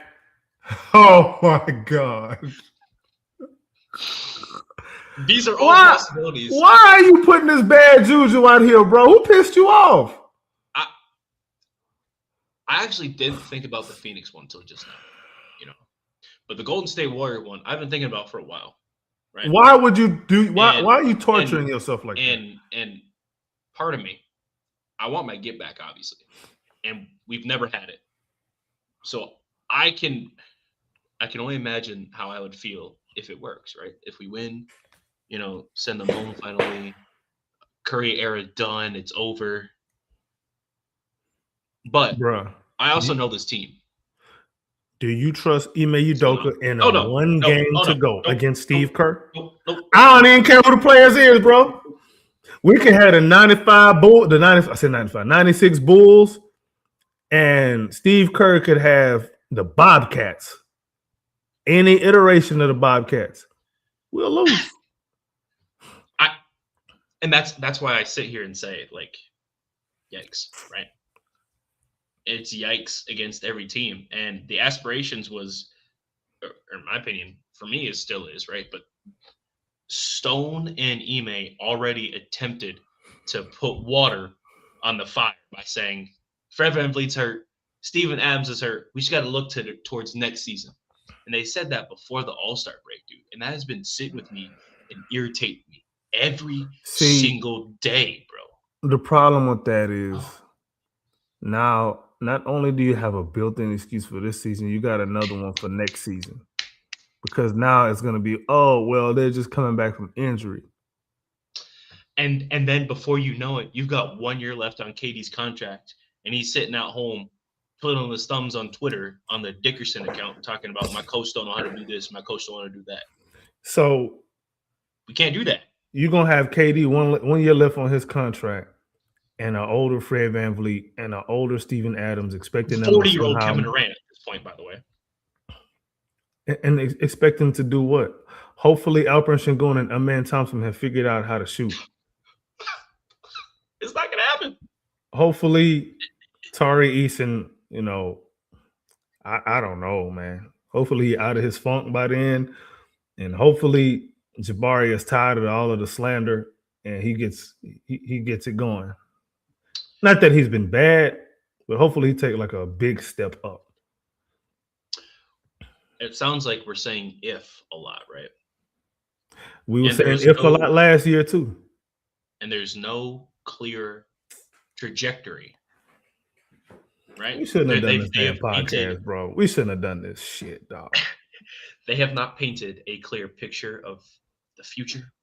They have not painted a clear picture of tomorrow. You don't know. You listen to these press conferences that are supposed to be informative and understanding and help me understand as to why certain things happened as a fan. Instead, I got to go out and do my own research, spend my own resources, time, in understanding why we lost because our coach sits there and says effort. I'm tired of hearing effort as your excuse. I'm tired of hearing because of Fred VanVleet. Effort is a strategy, bro. I have never in – the Raptors are better since Fred VanVleet left. Yes or no? Yes or no? When Fred VanVleet was the number one option. Just look at Scotty Barnes. When Fred was the number one option over there, what did Toronto do? Anything. I think it was the combination of Fred being gone and Nick Nurse also leaving too. I agree. But under Nick Nurse, they still went to the playoffs. Nick Nurse just became the coach of the Bucks this year, or not the Bucks, Philly this year. This year, right? So I thought it was last year. No, this is his first year, isn't it? Is this not his first year? I don't know if this is his first year, bro. Matter of fact, I think he went straight to the 76ers after he got dismissed by Toronto. Anyway, Regardless, my point Regardless. being, right? I love Fred, bro. I think he's a really great bench player. I think he's going to be one of your best assist to turnover ratio guys. He's going to be a great, like, a dude that can come in and just harass people for, 15 minutes a night, right? What you ask him, and excuse is we don't have a 5'8" point guard, right? That is. Oh, I appreciate you running back, singing here for Nick Nurse. Okay, Yeah. a 5'8" point guard that has one All-Star under his belt because the East got nobody at that time. In 2021, who did they have? 22, who did they have over there? Everybody was hurt. Jaylen Brown was doing his thing. 21. Kyrie Irving was on and off injury. Yeah, Kyrie. He made it because Kyrie was on hiatus. He was the injury replacement, just like Alperen Sengun was the injury replacement. Anyway. Boy, you playing with fire. Mafia finna come for that ass. Fred VanVleet, since leaving Toronto, has come over here and improved the Rockets culture, yes. Has done a lot of good things for the culture. I won't lie. He's been a positive force at times. What I dislike is the excuse that we're relying on a 32-year-old center that is hurt and a 31-year-old 5'8" point guard. I've never, ever in my career ever seen this kind of PR from a role player. Ever. Never, ever, ever, ever, never, ever. That's like telling me the reason why the Lakers didn't go back-to-back is because Kyle Kuzma got hurt for 2 games. Really? Really? That's what we say. Hold on. I wanna address something real quick that running back said. By all means. He said the problem is we are dependent upon a dude pushing 40 to be our first option. I think the idea, which turns out might be a miscalculation, the ideal was a man or Sengun to eventually become that, and that hasn't exactly happened. Mm-hmm. Number one, as a matter of fact, you can say that Alperen Sengun has regressed. Man, Thompson has gotten better, but a lot of that is more usage and more minutes. Yeah, he's better, but it's not like overwhelmingly better. Like defenses are not treating him no different than they already have. When a guy's gotten better, like, have you updated your scouting report? If anything, they're actually guarding him worse because they're not even paying attention to him on 3-point. At least his first year, they made it look like they gave a right that he was on the 3-point. They would close out. They see him on the perimeter, and they literally turn their backs to him. That's how he gets to the rims. They don't even look at it. See, and this is not me making an indictment out of Amen Thompson's game. It's how he's being used that I don't like. If you just keep using him in a plain Jane kind of way, yeah, I mean, that's what you're going to get. Like, you're not forcing the defense to do nothing about it. You're not giving him nothing to work with, bro. Like, you're giving this man some swamp water and some aged cheddar cheese and expecting this man to make some macaroni. That's not going to work. But, yeah, I mean, yeah, that whole 40-year-old pushing 40 and depending on him, yeah. But at the same time, we were all told all we needed was that guy. That's all we needed. No, actually, we were told we needed a closer, and we're now 1-6 in OT. Also, when it comes to closing, what are we in the clutch? You can look it up right now. I don't want nobody to say we making it up. We'll look it up right now. Go ahead, go to stats. Yep. Give me a second here. Let's do it together. Yeah, because I don't want nobody to say we making up stuff, bro. I don't make a diddly squat. Teams. All right. Just click on all stats. All right. Go to scoring opponent. Go to general. Let me see what the drop down is on the general. What the hell one is it, bro? Is it tracking? Clutch. Yeah. Go to clutch. Yeah, clutch. All right, just go to the win-loss, bro. Just go to all right. You already on win percentage. All right, so let's find the Rockets. Damn, we had to go that far down. I thought we had Kevin Durant. So a Kevin Durant team. This is not me blaming Kevin Durant. This is me adding more context to what I've been telling y'all for. This is the third season in a row. You keep looking at players. It's the system that is doing the players no favors. How are we 19-21 in the clutch with Kevin Durant, who's still playing pretty damn good? Not necessarily prime Kevin Durant, but he's still better than 99% of the damn league. Adding on to this, why are we in the clutch more this year than last year? We've played 40 games. I didn't even think about that. Oh my damn! I ain't even think about that. Why are we playing so many clutch games? Oh! I can tell you why. We missing Fred VanVleet. We need him to beat the Kings, the Bulls, the Mavs, the Portland Trail Blazers. We need him to beat poverty teams. That's what we need, bro. Fred is so important to this team. We can't do it out. Utah Jazz, we need him to beat the Jazz, bro. You ain't know that? We need Steven Adams to grab the rebounds of all of those Fred misses from him chucking up shots. If we don't have that, we're going to lose. Look at our percentages in the clutch, and then also look at our win percentage in the clutch. We are negative. Big Pain says if KD wasn't the best player on this team, y'all would have a point. Can you expand on that? What point you talking about? Because I kind of need some context before I can just reply to that. Agreed. Yeah. So we played 40 games in the clutch. We're a negative right now. Right.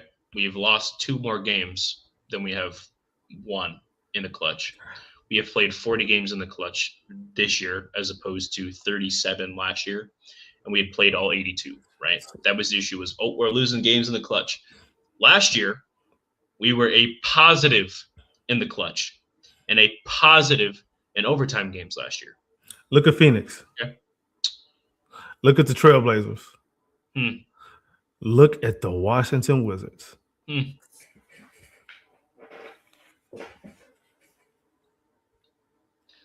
Our matchups for the playoffs as well.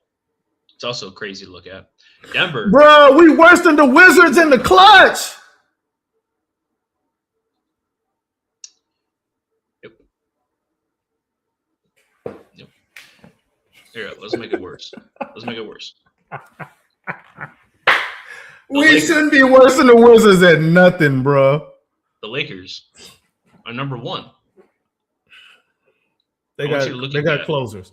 Oklahoma City, San Antonio, Detroit, Orlando, Toronto, the Knicks, the Sixers. What do all of these teams have in common? Guard play. Well, except Orlando. Well, Desmond Bain. He's really helped them a lot. Toronto, Brandon Ingram been really good. New York, Jalen Brunson. 76ers, obviously, Tyrese Maxey. Oh, my God. Milwaukee Bucks, Kevin Porter Jr., by the way, has been balling. He has. Timberwolves, and the Bulls are better than us. Come on, bro. Here's my issue. Cleveland, Miami. But if you look at the top 10 teams, these are all playoff teams too, ain't they? Yep. Every single one except for the Hawks. Which one do we have a better record than? Not clutch record, but better record overall. We have a better record than the Magic, the Raptors, the Knicks. Our record is the same. The Sixers are 1 game ahead of us. We have a better record than the Bucks. We have a better record than the Bulls, the Hawks. Our record is about the same with Cleveland. Ding, ding, ding. Run it back on it. Yes, sir. We have a better record than Miami. They're in the play-in. We're just a weird-ass team, dog. You guys should be better than what they're showing. This is why people... This is what's frustrating. What's up? Look at these teams down here, 26 through 30, and tell me which teams we've lost to. We lost to the Jazz. We've lost to the Mavericks twice. We haven't lost to Memphis. We lost to the Pelicans. We beat Mhm. Brooklyn. Yeah. We shouldn't have lost to Interesting. none of them. Yep. They have. I mean, this team literally Charlotte. got a 32% win rate. Anyway, I digress. Continue with your point. I forgot what the hell I was saying, bro. My issue, looking back at this, is you've got your West teams here, and the Lakers are our most likely matchup in the playoffs, and they are whooping our ass in the clutch. When you look at it straight up, just as a pure numbers perspective, as it is for a pure eye test perspective, the cohesiveness, the gameplay. I mean, JJ Redick, first off, I clowned you at first. I won't lie. I was like, this little podcast dude over here. My fault. Yeah, my bad. He said, I got to bench LeBron because he's not playing well. He benched LeBron in a game and they won. They asked him about it. They said, LeBron, how do you feel about that? LeBron's like, well, player of my caliber, yeah, whatever. They asked JJ the same thing. Yo, hey, we talked to LeBron. This was his response. How do you feel about it? JJ said, I got to do what I got to do to win at any cost. It doesn't matter who I have to bench, what plays we need to run. We will win. Since then, LeBron has been completely okay with being a third option. Crazy. You're telling me that Austin Reeves is better than Alperen Şengün? Nope, he's not. He's not. As a whole basketball player, he's not. Maybe aspects of scoring, Reeves is better, but as a whole basketball player, Şengün is better. It might be close, but Şengün is better. LeBron is very clearly better than Amen Thompson. Hold on. I'm gonna let you finish now. Sure. My bad. Okay. No, you're good. Luka or LeBron is very much, better than Amen Thompson. Is KD? I mean, how close is KD to Luka? Are you seeing what Luka's doing right now? If we face this Lakers team right now as a 7-game series, I got no faith. The numbers are not in our favor. The cards are not with us. We don't have an ace in the hole. We don't make the adjustments. We're missing Fred VanVleet. It's over. Because Fred apparently the MVP of the league. Hey, bro, if we need Fred to get out the first round, we have bigger issues. We have fundamental issues. But I don't care if it's the combination of Fred and Steven Adams. I don't care about that, bro. People need to stop being so damn lazy with their rhetoric. No Fred, no Steven Adams, no assist to turnover ratio and offensive rebounds. Why is this a staple? What is? Yep. Do y'all remember when we traded for Kevin Durant and we had people in this fan base? I'm talking some people in this fan base that really opened their mouth and said, Şengün is our best player, even though Kevin Durant is on the squad. Do you remember that? I'm talking about people with big microphones. My agenda at the end of the year was for Şengün to be as good as Kevin Durant at the end of the year. Now, we are at the end of the year pretty much. This is not even – as a matter of fact, the gap is wider than it was when it started. If we're going up against the Lakers, I mean,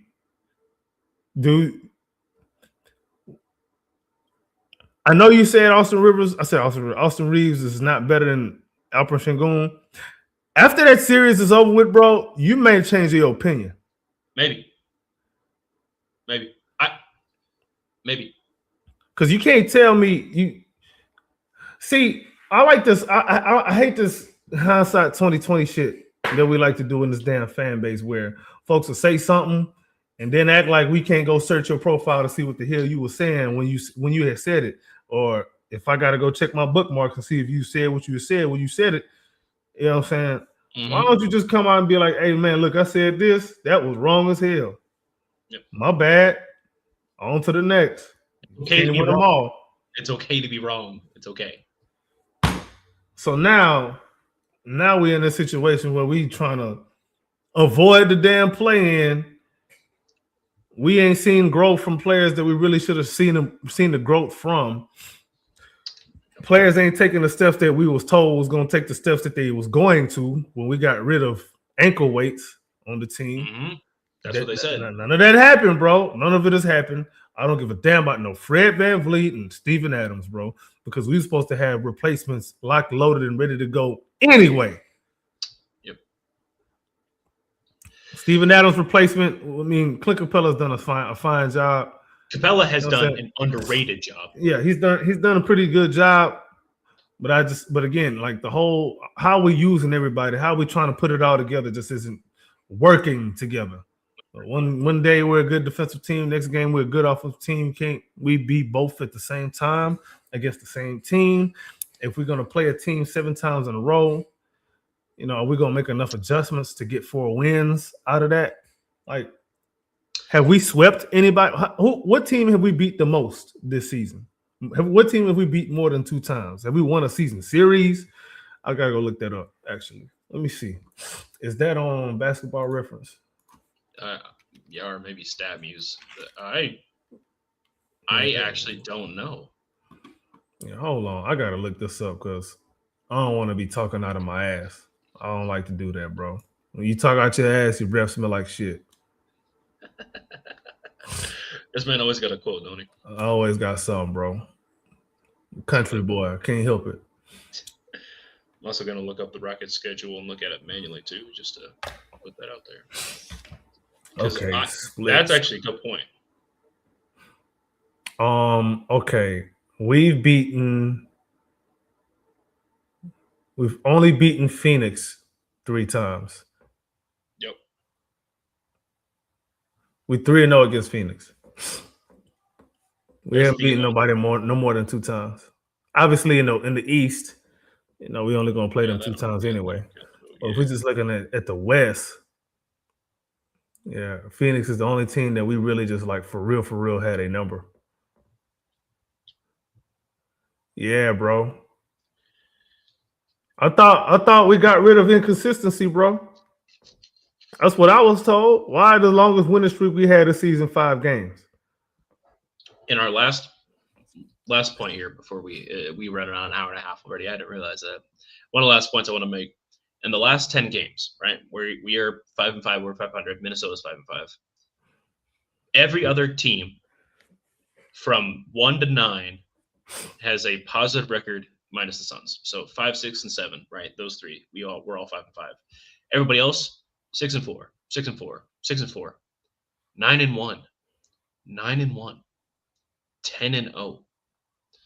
Teams towards the end of the year are supposed to get better. Let me ask you: are we better or worse than when we started this year? Oh, we're worse. That's out of the question. We are worse, way worse. Now, comparing this Rockets team today to last year's Houston Rockets team. Last year's Rockets team beats this Rockets team in a 7-game series. Okay. Yep. No question. Nope. No question. Because worst case scenario, you was going to get a dog. That last year's team, we wasn't getting blown out like that. We wasn't coming out lollygagging and all that. We may do dumb stuff. We may take, bad shots. But one thing is for sure, if you beat them, you beat them. You had to beat them. Yep. They wasn't going to help you. This team is coming out too cool for school and all of that shit, looking like a fool. It appears to me that everybody on this team that was here last year to this year has either stayed the same or gotten worse. Only one player has improved this year, overall improved. And you're not going to like this. The only player that has actually improved, not because they got more opportunity, right? Jabari Smith Jr. is the only player that has actually improved his game this year. Everybody else has stayed the same or gotten worse. That was here last year. You mean like just not when you include people more that opportunities? Oh, okay. Okay. Okay. Yeah, Jabari pretty much is getting the same opportunity. Hold on. Matter of fact, he might not be getting the same amount of shot attempts. Hold on. I think he's actually taken a shot less this year. That's why he's shooting the 40. Yeah, he might be taking less shots, bro. Mm-hmm. Which would be crazy if that's the case. Because they upset about Jabari this and Jabari that when he getting the least amount of opportunity in the starting 5 consistently.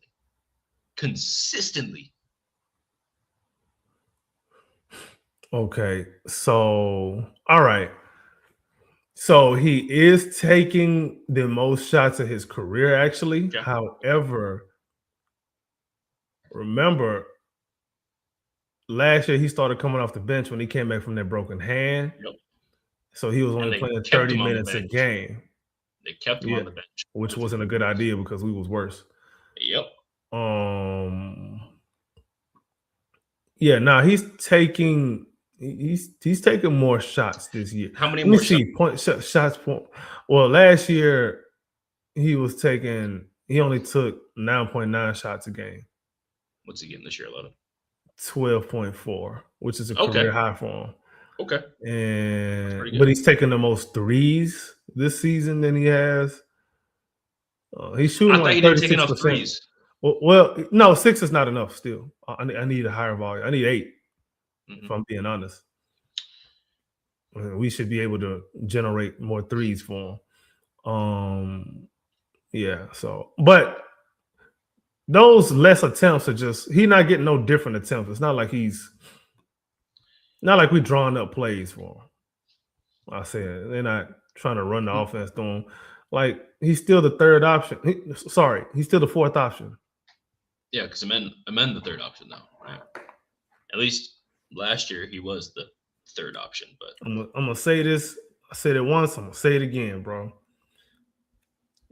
2 of your top 3 shooters. I mean, top 3 field goal, top 3 shot attempt people should not be non-shooters. This is not gonna work in 2026. 2 of the 3 got to be shooters. You can't have 2 non-shooters taking 2 of the top 3 most shots on the team. You can't. That lowers your ceiling. one last alarming fact. This year in the conference, right, for the West, we've played 44 games, right? We're 23-21. That ain't good, per se. So you really worried about the playoffs, ain't you? I'm really worried about the playoffs. I really am. I really am, bro. I really am. I was sitting here trying to think, what team do we want to face, right? Because I remember last week before we played the Lakers, everyone was like, yeah, bro, bring on the Lakers. Let's do it. Let's do it. Let's bring the Lakers on. No one's saying anything about the Lakers now. Not a single word about playing the Lakers in the playoffs now. Not a single word. Okay. I'm looking at it. Who do we want to face in the playoffs that's in the top 6 right now? Nobody. We want to avoid literally everybody. As a championship caliber team that I was told from the beginning of the year that we are, right? Because that's what they said. They said the goal is a championship, right? Just because they opinion and they move the goalposts now don't mean the opinions from the beginning of the year don't. Boy, they moving the field. We in a new stadium based on how they're moving it. Dog, they doing what the Texans doing, moving from fucking Reliant to Cypress. Dog, that's crazy. Anyway. Yeah, yes. So looking at it right now. Let's go. Top 10 right now. The only team I'm maybe comfortable with facing, like you said, is Phoenix, and that's gonna be tough because they got dogs over there. We ain't got no. I meant Thompson not moving like he was moving last year. People piss him off and he get a little angry and then he walk away. Okay, we defined because we play military ball. Because he knows, everyone knows that if you get a foul, you get a tech, whatever, he may sit you for the whole game. You show a little bit of emotion, you sitting. Jabari 4 games ago, banging his head on the post, right? He got that dunk. He was all hyped up. They call a timeout. Ime benched him. Right? He was 3-3. Cool. Comes out off the bench. All his energy gone. He ends the game 3-8. Crazy. The momentum killer is your own coach. Incredible. Do you have any other thoughts before we get out of here? Bro, let me. Brandon, you are 100% right. It's military ball where tired, disappointed, and lacking excitement. You are exactly right. Buddy. Props. I've been saying that all year, bro. Lord have mercy. I want to I'm trying to look for stuff that we might be actually Don't good even at get me this started, season. Sean. Don't even get me started, Sean. So, okay, let's look at what we're actually good at, bro. So total rebounds, we're number one. Matter of fact, I'm gonna pull up things that we top 10 in. Top 10 in block shots, we're number 4. Number 1 in total rebounds and offensive rebounds. Yeah, that's it. As far as good stuff, we're 3rd in 2-point shot attempts. I don't really. Okay. All right, and we're 1st in not first. Damn, we're not good at. Hold on, wait, what? Opponent 3-point attempts. We're 6th, but that's because we play slow, so that's kind of skewed. You know what? I'm looking at the wrong site. Let me go to NBA.com and do per 100 possessions, because looking at Basketball Reference, they just gonna give you per game, and that doesn't really account for pace of play. That's why I look at per 100, just in case anybody else is trying to understand how to use stats. That's how you use stats. You make it fair so you don't push agendas. Unless you're really just trying to push an agenda, which I'm fine with, but you just let the people know that you're pushing an agenda. I'm fine with it. Push your agenda all you like. Just don't be capped. All right. All right. Opponent shooting. All right. So if NBA.com would hurry the hell up. Site was very slow today. Yeah, it's doing that, bro. All right. Okay. Per 100 possessions. All right, good stats. All right, cool. So where do the Rockets rank in opponent 3-point attempts per 100 possessions? We rank 10th. That's good. All right. We're 11th in opponents 3-point made. Opponents field goal percentage, we rank 8th. Okay. So that's good. Yeah, everything else is. Let me look at opponents' free throw attempts. We 12th. We foul a lot. Yeah, we're 12th in opponents' free throw attempt and allowed, which is like we're top 12. Like we give up the 12th least. Oh, yeah, that's better than I thought we were. I'll tell you that. So, yeah, I'm like I said, I'm trying to find some positive stuff that we doing because it ain't much. If we're being honest. Yeah, go ahead. It's funny you say that, right? Because people be hanging their hat on. We're doing all this without Fred VanVleet. We was doing the same with Fred. So can y'all please stop that, bro? Like, why y'all like for it's you know what it is, bro? I'll tell you what it is. Yeah, tell me. Absence makes the heart grow fonder. It's damn, that girl ain't texted me in a long time. I miss her. Even though we was fighting, cussing each other out, throwing rocks and bricks through each other's windows. But I miss her because I ain't talked to her in a while. And you talk to her again, you're going to be like, that's why I stopped talking to you. You crazy. That's what it is, bro. Somebody said that they would have renounced their fandom from the Rockets if they would have traded Amen Thompson instead of Jalen Green. Yeah, I seen that, bro. And how do you feel about that? It's up to you and your conscience, man. That's how you feel. If that's how you feel, man. All right, so I'm about to give you where the Rockets rank in percentile of every play type on NBA.com. Ready? Let's rock. Then we can get the hell up out of here because I'm tired. Damn, there's still 122 people up in here. What up, y'all? All right. Isolation, 55 percentile, 55.2 percentile. 11 possessions a game. 9.6% of the time is how often we run ISOs. And we only are 0.92%, points per play. Yikes. That's mid, bro. As much as we run ISO. Because let me see where we rank in possessions. We're second. We're second, bro. We're second in. See, All right. I test. Now, transition. What percentage are we in transition? We like way at the Oh. bottom, bro. Way low. Hold on, where's the damn Rockets? Okay, so we're actually 72.4 percentile in transition. Now, how often are we in transition? 18.4, that's bottom 1, 2, 3, 4, 5, 6, 7, 8, 9, 10. That's bottom 10. Okay. That's not good. So we're above average in transition. We just don't get to it. All right. Pick and roll ball handler. We are dog. Where are we, bro? Okay, here we go. 55.2 percentile. Possessions a game. We are, I lost my spot.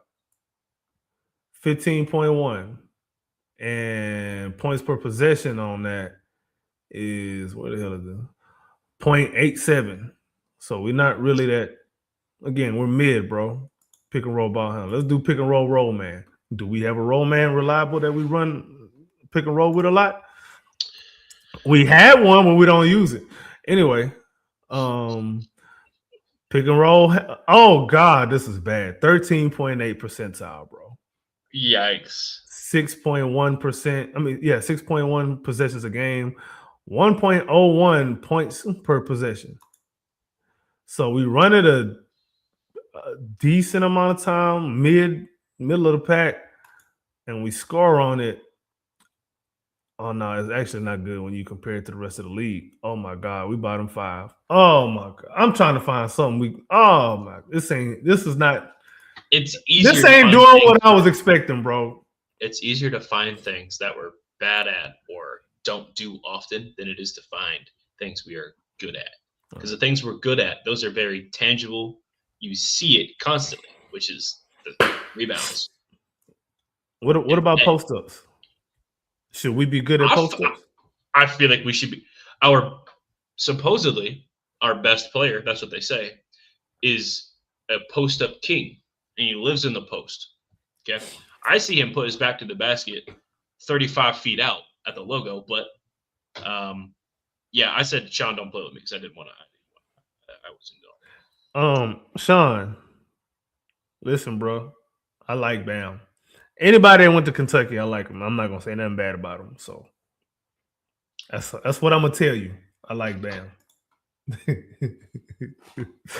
I got a conversation topic for next spot. I bet. Write it down, bro. 41.4 percentile post up. 0.97 points per possession, 6.8 possessions a game. Where we rank. So we're second in possessions a game. And the team that ranks above us, what is their points per possession? They're the Denver Nuggets. Their points per possession is 1.09. Ours is 0.97. They post up the most in the league, 7.4%. 7.4 possessions a game. Interesting. 93 percentile. Interesting. Running stuff that you're good at. That's what happens. Can you keep that same thing, but filter it by points per possession for that?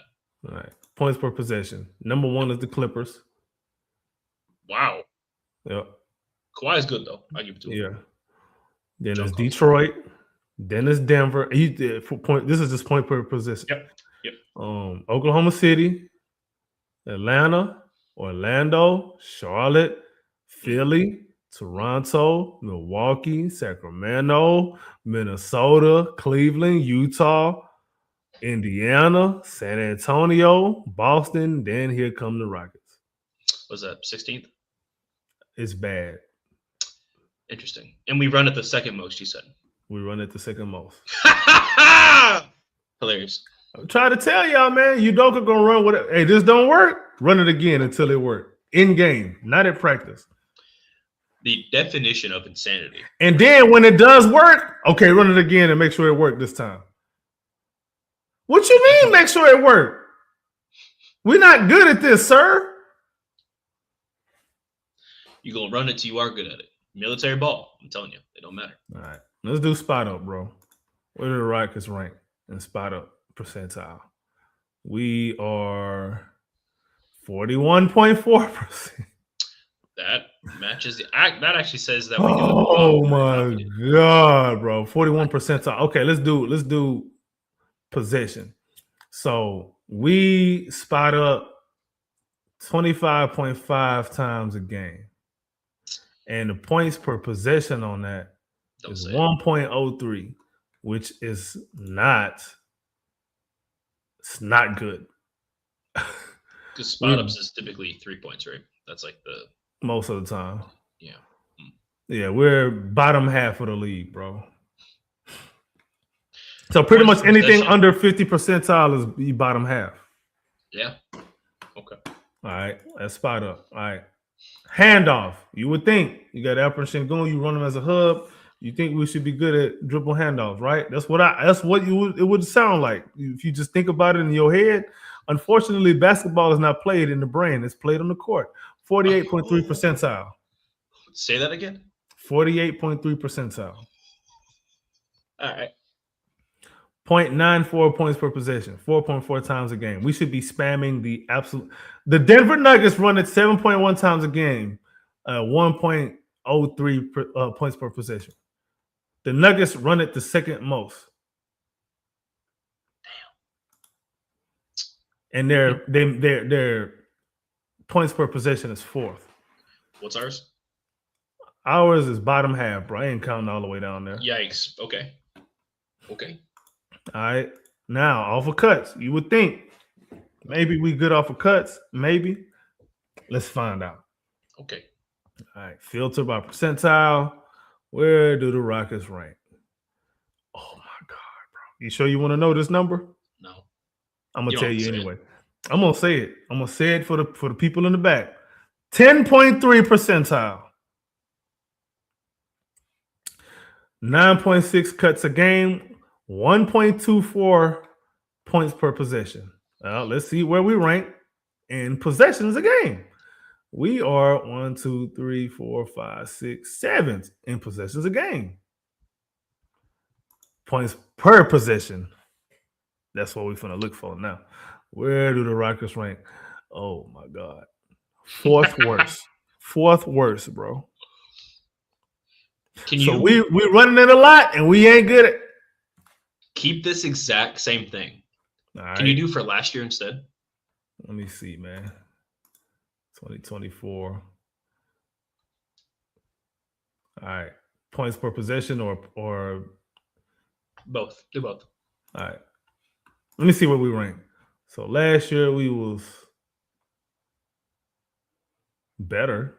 20th percentile. Okay. We ran 10% better. Yeah, 10% better. 7.6 a game, 1.25 points per possession, which is way better than this garbage that we's doing now, bro. Just what changed last year to this year? Man. It was Fred. It was Adams, actually. I'm tired, bro. All right. Off of screens. We got one more after this. All right. Off of screens. Do you want to know? Let's do it. Wait, can I guess? Yeah, go ahead. You already saying 30 something. No, 3.4 percentile. 3.3? We second worst.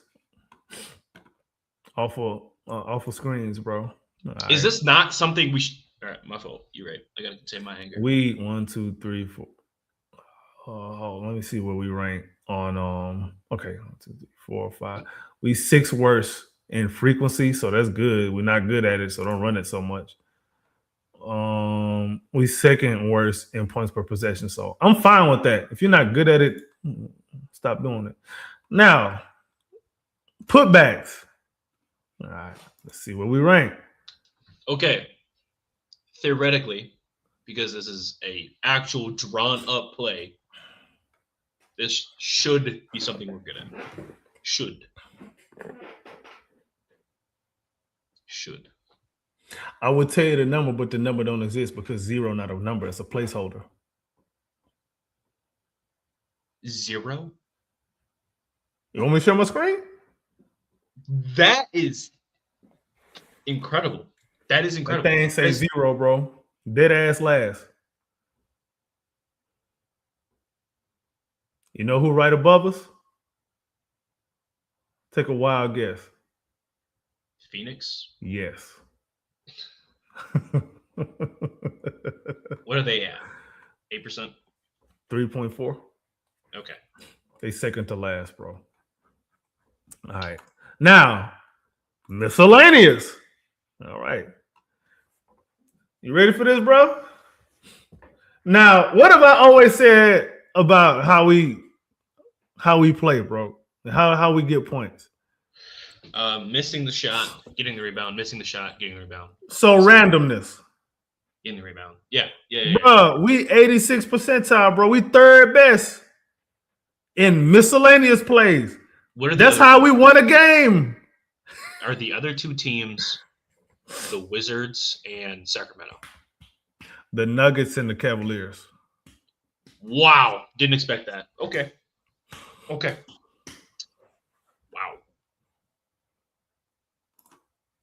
All right. By the way, I went through this exercise with y'all so that y'all can see that when I'm sitting here bagging on Udoka 24/7 on my Twitter account, this is why. You saw we would run stuff that we're not good at constantly. We would just spam things we're not good at for whatever the hell reason. I want y'all to understand that's not on the players. It's not on the players. You see where the Nuggets beat? The Nuggets, they frequently run plays that they are good at. This is why I talk about coaching the way that I do, man. So I'm gonna need some of y'all to stop getting in your feelings and stop arguing with your agenda and argue with really what's happening. You put together the stats. Yes, you use stats and analytics, but you use your eyes first. You see before the stats are accumulated because you are watching stats get accumulated. The stats are not being accumulated and then the film does what it does. No, that's not how that process works. You play. Imagine you look at your gas tank. You ain't going nowhere, but that sucker on 0. You ain't going nowhere yet, though. That's how y'all think.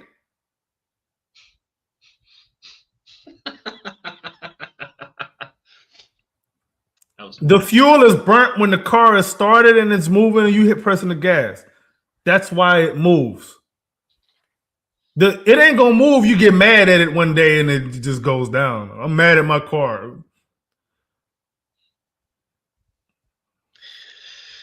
Y'all don't listen, bro. This is why y'all see, and this is why a lot of y'all upset now because you mad at yourself. You're not mad at nobody else but yourself because you knew what was being told to you was actually correct, but you mad that you didn't see it when other people saw it. Now you mad at the people that saw it first because we pointed it out. Be mad at yourself. Go slap the person in the mirror or slap the mirror, whichever one hurts worse. It's wrong to be early.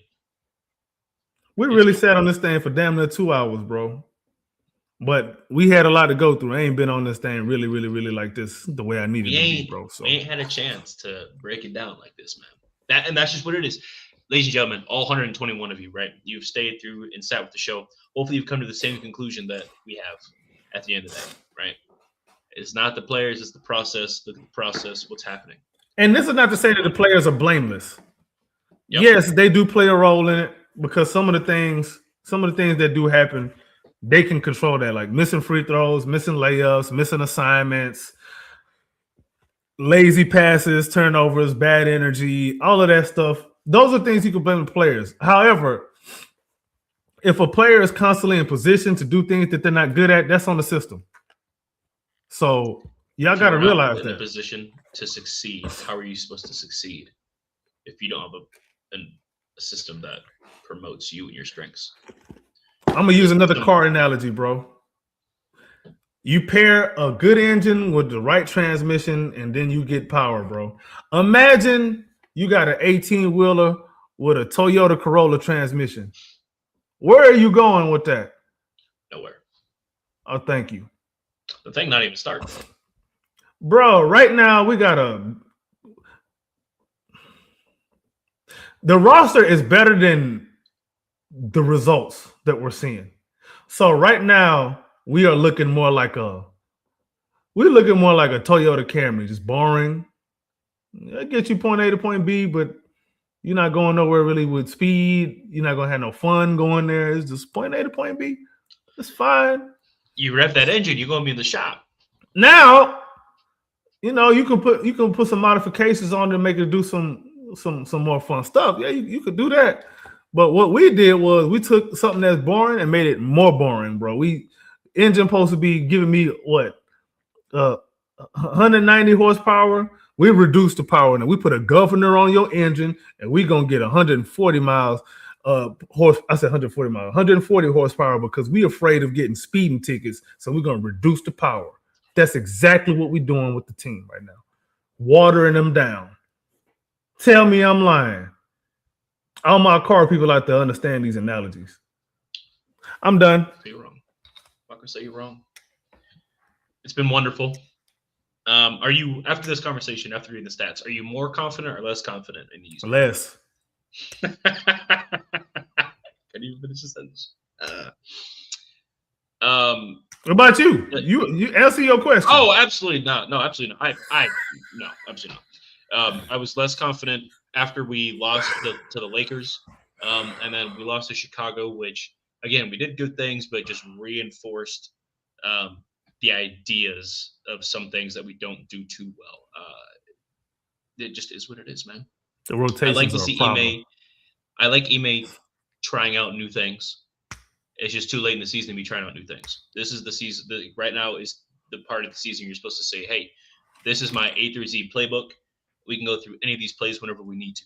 This is not right now in the season. This is not where we need to be figuring things out. It should already be figured out. We should not be trying to game plan right now. We should not be trying to, hey, this person's no. We should already have those plans in place.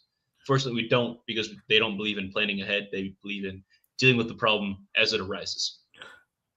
Remember when I said he make late adjustments, bro? Remember when I said he late to adjustments because he may or may not want to listen to his assistant coaches because he got an ego problem? Yep. Just remember this day, bro. When the news come out, that's all I'm gonna tell you. Yep. I just look back to Golden State. Do you remember when we lost to San Antonio earlier in the year and how pissed off I was? Which time? The first time, in the beginning of the year. I was crashing. I actually started yelling on the podcast. I'd never done that before. I was yelling. I never done that, right? I was so pissed off. I said then that Spurs game gave the entire league the playbook to beat us. Every single time we've lost the same. Every single time we've lost, it has been the exact same loss, except against Chicago. That was the first time we've had a new type of loss. Every other time, all 27 other losses before that have been the exact same reason. Hold on. We got how many losses again? 28. How many of them was in the clutch? 21 of them. You can't keep blaming the players, bro.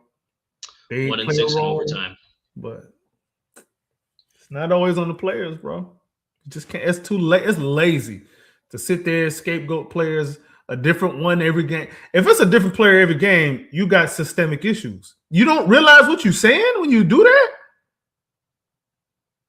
They don't know, bro. They be listening to certain things, and they don't sit there and Nah. their own thoughts, bro. I'ma say it like I've been saying it. They listen to their cult leaders, and they only change their minds when their cult leaders tell them to think something different.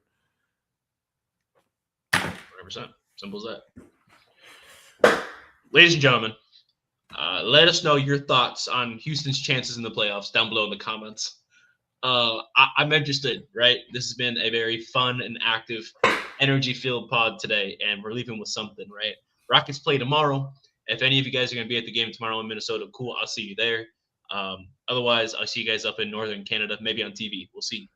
AK, it's been a pleasure, my brother. Where can we find you? Man, y'all can find me on Twitter/X at AK_VVS. Also on YouTube at the Rockets Propaganda Channel and H-Town Rundown, man. Yes, sir. And make sure to follow the H-Town Rundown. Check out the website too. We drop articles there. Check that out. Texans got some stuff coming out too, so make sure you watch that. And then follow the H-Town Rundown at the HTRD on YouTube and X, as well as follow the H-Town Rundown account on TikTok and Instagram. Follow me through 2Ps_GAWD as well on Instagram, as well as X and YouTube. Thank you guys for watching. Thank you guys for listening, and we're gonna cook something up for next time. See ya.